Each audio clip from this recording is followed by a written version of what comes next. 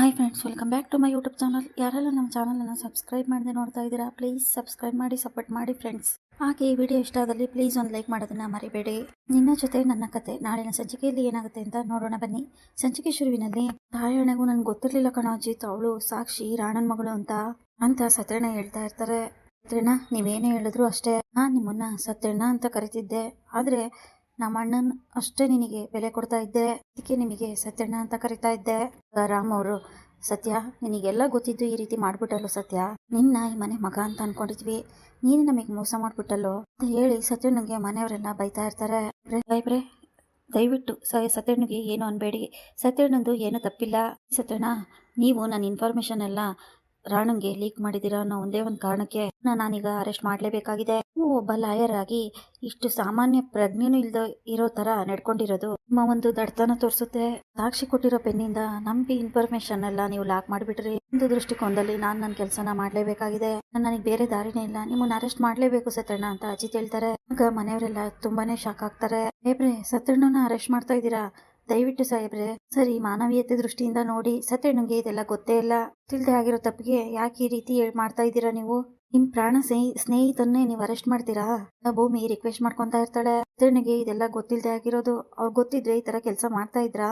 ನಿಮ್ ಸ್ನೇಹಿತ, ನಿಮ್ ಮೇಲೆ ನಿಮ್ಗೆ ಅವ್ರ ಮೇಲೆ ನಂಬಿಕೆ ಇಲ್ವಾ ಸಾಹೇಬ್ರೆ ಅಂತ ಭೂಮಿ ಕೇಳ್ಕೊಳ್ತಾ ಇರ್ತಾಳೆ. ಅಜಿತ್ಗೆ ಕೋಪ ಬಂದು, ಏಯ್ ನಿನ್ ಮಾತನ್ನ ನಿಲ್ಲಿಸ್ತೀಯೋ ಇಲ್ಲೋ ಅಂತ ಜೋರಾಗಿ ಹೋಗ್ತಾರೆ.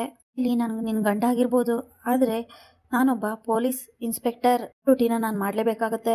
ನಾ ಒಬ್ಬ ಲಾಯರು, ಅವನೇನ್ ಚಿಕ್ಕ ಮಗು ಅಲ್ಲ, ಅಷ್ಟು ಬುದ್ಧಿ ಇಲ್ವಾ ಅವರಿಗೆ ಅಂತ ಹೇಳ್ತಾ ಇರ್ತಾನೆ ಅಜಿತ್. ನೋಡ್ತಾನೆ ಇದೀನಿ, ನೀನು ಮನೆಯಲ್ಲಿ ಹೆಂಡತಿ ಕೆಲಸ ಏನಿದೆಯೋ ಅಷ್ಟೇ ಮಾಡ್ಬೇಕು, ಬಿಟ್ಟು ನನ್ನ ಕೆಲಸದಲ್ಲಿ ನೀನು ನನಗೆ ಬುದ್ಧಿ ಹೇಳೋದಕ್ಕೆ ಬರಬೇಡ ಹೇಳಿ ಅಜಿತ್ ಭೂಮಿ ಮೇಲೆ ರೇಗ್ತಾ ಇರ್ತಾನೆ. ನೋಡಿ, ನಿಮ್ಮಷ್ಟಕ್ಕೆ ನೀವೇ ಬಂದ್ರೆ ತುಂಬಾ ಒಳ್ಳೇದು, ನಾನು ಹೇಳ್ಕೊಂಡೋದ್ರೆ ಚೆನ್ನಾಗಿರಲ್ಲ.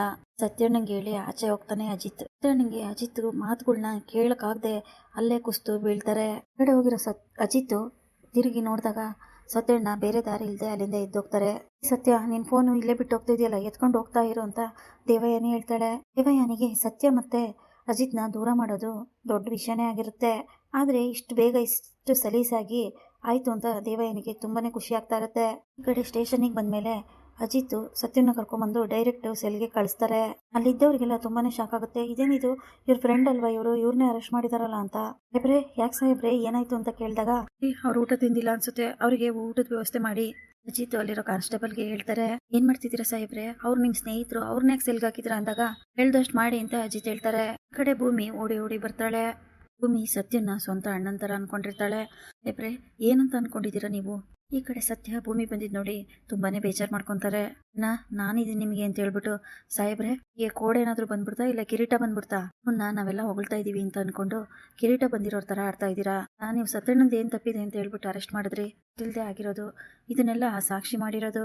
ಮತ್ತೆ ಸತ್ಯಣ್ಣ ತುಂಬಾನೇ ಚೆನ್ನಾಗಿದ್ರಿ, ಅದನ್ನ ಸಹಿಸ್ಕೊಳಕ್ ಆಗದೆ ಅವಳು ಈ ತರ ಮಾಡಿದಾಳೆ. ಇದೆಲ್ಲ ಗೊತ್ತಿದ್ರು ನೀವು ಈ ರೀತಿ ಯಾಕೆ ನಡ್ಕೊಂತ ಇದ್ದೀರಾ ಸಾಹೇಬ್ರೆ? ನಿಮ್ ಫ್ರೆಂಡ್, ಅವ್ರ ಬಗ್ಗೆ ನಿಮಗೆ ಗೊತ್ತಿಲ್ವಾ? ಹೊಸ್ದಾಗಿ ನಾನೇನಾದ್ರೂ ನಿಮಗೆ ಹೇಳ್ಬೇಕಾ? ಭೂಮಿ ಹೇಳ್ತಾ ಇರ್ತಾಳೆ. ಏಯ್, ಎಷ್ಟು ಧೈರ್ಯ ಇದ್ರೆ ನಿನಗೆ ಬಂದಿಲ್ ಇಷ್ಟು ಜೋರಾಗಿ ಮಾತಾಡ್ತೀಯಾ?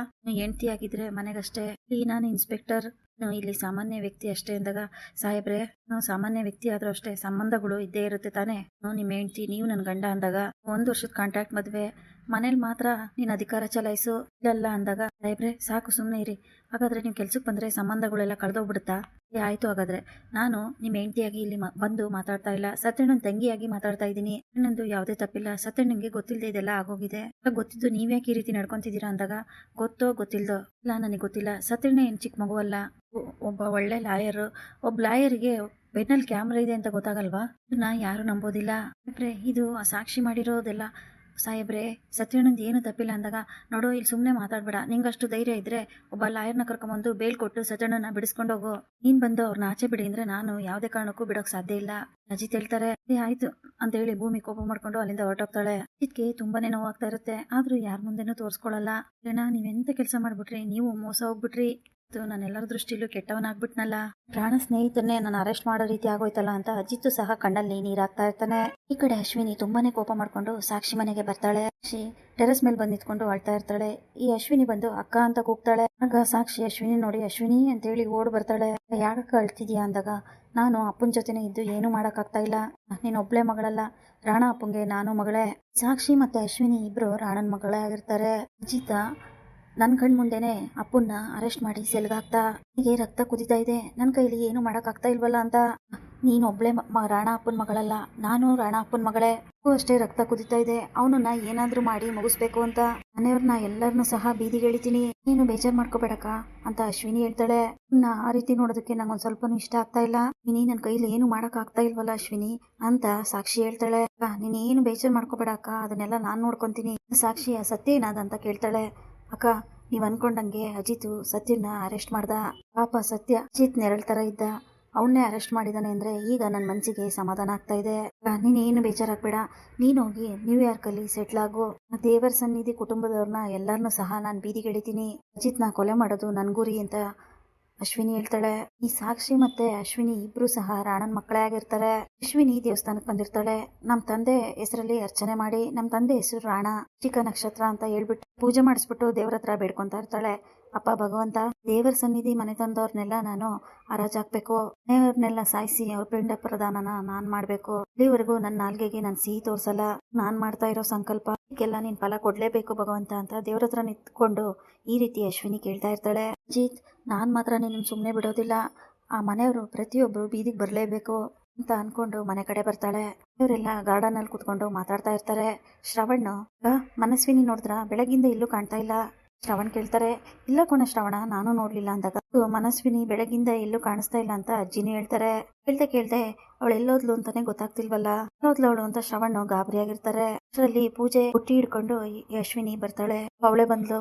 ಕಂದ ಎಲ್ಲೋಗಿದ್ದಪ್ಪ, ಬೆಳಗಿಂದ ಕಾಣ್ತಾ ಇಲ್ಲ ಅಂತ ಶ್ರವಣ್ ಕೇಳ್ತಾನೆ. ಯಾರಿಗೂ ಕೇಳ್ದೆ ಹೋಗಿದ್ಯಾ ಅಂತ ಶ್ರವಣ್ ಕೇಳ್ದಾಗ, ಎಲ್ಲೋಗಿದ್ನ, ನಿಮ್ ಮನೆಯವ್ರಿಗೆಲ್ಲ ಪಿಂಡ ಬಿಡ್ಸಕ್ ಹೋಗಿದ್ದೆ, ದೇವ್ರ ಹತ್ರ ಕೇಳ್ಕೊಂಬರಕ್ ಹೋಗಿದ್ದೆ ಕಣಲು ಅಂತ ಮನ್ಸಲ್ಲೇ ಅನ್ಕೊಂತಾಳೆ. ಯಾಕಂತ ಏನು ಮಾತಾಡ್ತಾ ಇಲ್ಲ ಅಂದಾಗ, ಅದು ಅಪ್ಪ ದೇವಸ್ಥಾನಕ್ಕೆ ಹೋಗಿದ್ದೆ ಅಪ್ಪ ಅಂದಾಗ, ಈಗೇನ್ ಸಡನ್ ಆಗಿ ದೇವಸ್ಥಾನಕ್ಕೆ ಹೋಗಿದ್ಯಾ ಅಂದಾಗ, ಅದು ಅಪ್ಪ ಅಣ್ಣನ ನಿಮ್ಗೆಲ್ಲ ಪರಿಚಯ ಮಾಡಿಸಿದ್ನಲ್ಲ, ಪಾಪ ಪ್ರಜ್ಞೆ ನನಗೆ ಕಾಡ್ತಾ ಇತ್ತು, ಈ ದೇವ್ರ ಹತ್ರ ಹೋಗಿ ಮನೆಗೆಲ್ಲ ಒಳ್ಳೇದಾಗ್ಲಿ ಅಂತ ಕೇಳ್ಕೊಂಬಂದೆ. ಎಷ್ಟು ಒಳ್ಳೆ ಬುದ್ಧಿ ಇದೆ ಕಂದ ನಿನಗೆ ಅಂತ ಶ್ರವಣ್ ಹೇಳ್ತಾರೆ. ಸಂಕಲ್ಪ ಮಾಡಕ್ ಹೋಗಿದ್ದೆ ಅಪ್ಪ ಅಂದಾಗ, ಏನ್ ಸಂಕಲ್ಪನಾ, ಏನ್ ಸಂಕಲ್ಪ, ರಾಣ ರೆಸ್ಟ್ ಆಗಿದ್ದಾನಲ್ವಾ, ಆದಷ್ಟು ಬೇಗ ಸಾಕ್ಷಿನ ಸಿಗ್ಲಿ ಅಂತ ಸಂಕಲ್ಪ ಮಾಡ್ಕೊಂಡು ನಮ್ಮ ಮನೆಯವ್ರಿಗೆಲ್ಲ ಒಳ್ಳೇದಾಗ್ಲಿ ಅಂತ ಪೂಜೆ ಮಾಡಿಸ್ಕೊಂಬಂದೆ ಅಂತ ಹೇಳಿ ಮನ್ಸಲ್ಲೇ ಈ ಪೂಜೆ ಮಾಡಿಸ್ಕೊಂಬಂದಿರೋದು ನಿಮ್ಗೆಲ್ಲ ಪಿಂಡ ಬಿಡೋದಕ್ಕೆ. ಸದಾ ತಿನ್ಸಿದ್ರೆ ನಿಮಗೆಲ್ಲ ಪಿಂಡ ತಿನ್ಸಿದಷ್ಟೇ ಪಿಂಡ ಬಿಟ್ಟಂಗೆ ಆಗುತ್ತೆ ಅಂತ ಅನ್ಕೊಂಡು ಪೂಜೆ ಮಾಡಿಸ್ಕೊಂಬಂದಿದ್ದೀನಿ, ತಗೊಳ್ಳಿ ಪ್ರಸಾದ. ಅವ್ರಿಗೆಲ್ಲ ಪ್ರಸಾದ ಕೊಡ್ತಾಳೆ. ಯಾಕಂದ ನೀನ್ ಹೇಳ್ದೆ ಕೇಳ್ದೆ ಈ ರೀತಿ ಹೋಗ್ಬಾರ್ದು, ಅದು ಅಲ್ಲದೆ ರಾಣ ಅರೆಸ್ಟ್ ಆಗಿದ್ದಾನೆ, ಸಾಕ್ಷಿ ನಮ್ಮ ಮನೆಯವ್ರ ಮೇಲೆ ಕೆಂಡ ಕಾರ್ತಾ ಇದ್ದಾಳೆ, ಟೈಮಲ್ಲಿ ಇನ್ಮೇಲೆ ಹೋಗೋದಾದ್ರೆ ನೀನ್ ಹೇಳೇ ಹೋಗ್ಬೇಕು ಅಂತ ಶ್ರವಣ್ ಹೇಳ್ತಾರೆ. ಪ್ರಸಾದ ತಗೊಳ್ಳಿ ಅಂತ ಅಶ್ವಿನಿ ಕೊಡೋದಕ್ಕೆ ಬರ್ತಾಳೆ. ಅಷ್ಟರಲ್ಲಿ ಭೂವಿ ಸಾಹೇಬ್ರೆ ಅಂತ ಹೇಳಿ ಓಡ್ಕೊಂಬಂದ್ಬಿಡ್ತಾಳೆ. ಆಗ ಪೂಜೆ ಸಾಮಾನೆಲ್ಲ ಕೆಳಗಡೆ ಬಿದ್ದೋಗುತ್ತೆ. ಪೂಜೆ ಸಾಮಾನು ಕೆಳಗೆ ಬಿದ್ದಿದ್ ನೋಡಿ ಅಶ್ವಿನಿಗೆ ತುಂಬಾನೇ ಕೋಪ ಬರುತ್ತೆ. ಭೂಮಿ, ದೊಡ್ಡ ಸಾಹೇಬ್ರೆ, ನಾನು ನಿಮ್ಮ ಹತ್ರ ಮಾತಾಡ್ಬೇಕಿತ್ತು ಅಂತ ಬರ್ತಾಳೆ.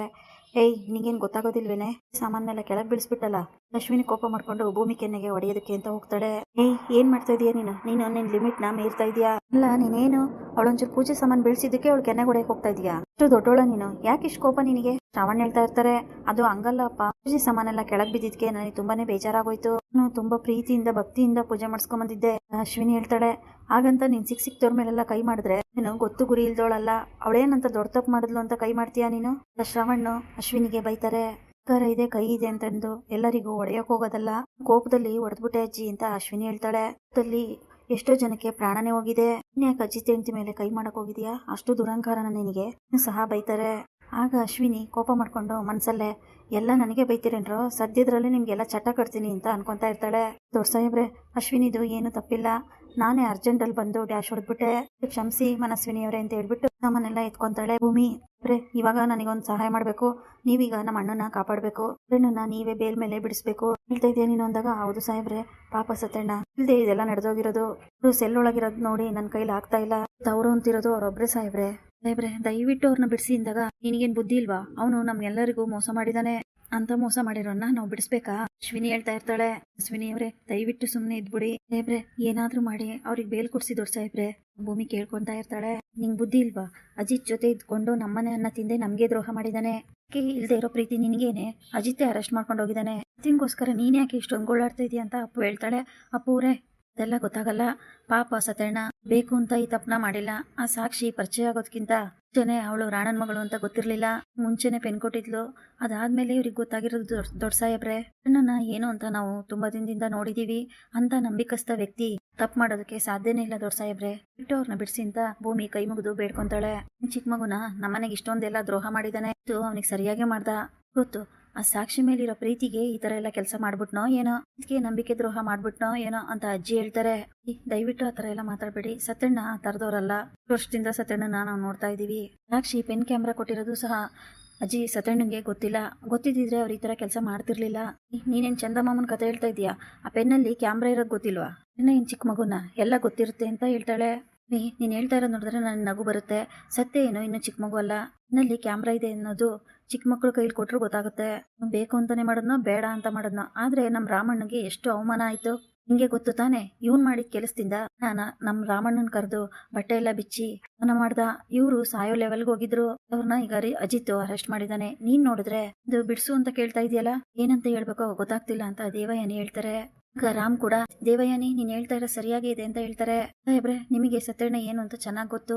ಇವ್ರು ಹೇಳೋದಿಲ್ಲ ನಾನು ಒಪ್ಕೊಂತೀನಿ. ಸತ್ಯಣ್ಣಂಗೆ ಗೊತ್ತಿಲ್ಲದೆ ಇಷ್ಟೆಲ್ಲ ನಡೆದೋಗಿದೆ. ಆ ಸಾಕ್ಷಿ ಇವ್ರನ್ನ ಯೂಸ್ ಮಾಡ್ಕೊಂಡಿದ್ದಾಳೆ ಸಾಹೇಬ್ರೆ. ಬಿಟ್ಟು ನಾನು ಅವ್ರ ತಂಗಿಯಾಗಿ ನಿಮಗೆ ಕೈ ಮುಗಿದು ಕೇಳ್ಕೊಂತಾ ಇದ್ದೀನಿ. ನನ್ನ ಇದೊಂದ್ ಸರಿ ಬೇರೆ ಮೇಲೆ ಬಿಡಿಸಿ ಅಂತ ಹೇಳ್ಬಿಟ್ಟು ಭೂಮಿ ಬೇಡ್ಕೊಂತಾಳೆ. ಕಾಲ್ನ ಸಹ ಹಿಡ್ಕೊಂತೀನಿ ಅಂತ ಹೇಳಿ ಶ್ರವಣ್ ಕಾಲ್ನ ಭೂಮಿ ಹಿಡ್ಕೊಂತಾಳೆ. ಸತ್ಯನ್ಗೋಸ್ಕರ ಅವರೆಲ್ಲ ಹೇಳ್ತಾ ಇದ್ದಾರೆ ಸತ್ಯನ ಯಾವ್ದೇ ಕಾರಣಕ್ಕೂ ಬಿಡಿಸೋದ್ ಬೇಡ ಅಂತ. ಆದ್ರೆ ಇವಾಗ ಶ್ರವಣ್ಗೆ ಈ ಕಠಿಣ ಪರಿಸ್ಥಿತಿ. ಶ್ರವಣ್ ಮನೆಯವ್ರ ಮಾತು ಕೇಳ್ತಾರ, ಭೂಮಿ ಮಾತು ಕೇಳ್ತಾರ, ಅದನ್ನ ಕಾದ್ ನೋಡ್ಬೇಕಾಗಿದೆ. ಇಷ್ಟೇ ಸಾಲದು ಅಂತ ವಿದೇಶದಲ್ಲಿದ್ದ ಅಂಜನನು ಕೂಡ ಮನೆಗೆ ಎಂಟ್ರಿ ಕೊಡ್ತಾ ಇದ್ದಾಳೆ. ಅವರು ಅಂಜನನ್ ನೋಡಿ ಏನ್ ಕಂದ ದಿಢೀರ್ ಬಂದ್ಬಿಟ್ಟೆ ಸರ್ಪ್ರೈಸ್ ಕೊಡ್ತಾ ಇದೀಯಾ ಅಂದಾಗ, ಮಾವ ದಯವಿಟ್ಟು ನನಗೆ ಕ್ಷಮಿಸ್ಬಿಡಿ. ನಾನ್ ಸರಿ ಮನೆ ಬಿಟ್ಟು ಎಲ್ಲೂ ಹೋಗಲ್ಲ. ಅಜಿತ್ ಹೇಗಿದ್ ವಿಚಾರಿಸಿ, ಅಜಿತ್ ಬಗ್ಗೆ ವಿಚಾರಿಸಿ ಅಂತ ಹೇಳಿ ದೇವಯಾನಿನ ಹೋಗಿ ತಪ್ಕೊಂತಾಳೆ. ಇಲ್ಲಿಗೆ ಸಂಚಿಕೆ ಮುಕ್ತಾಯವಾಗುತ್ತದೆ. Thanks for watching.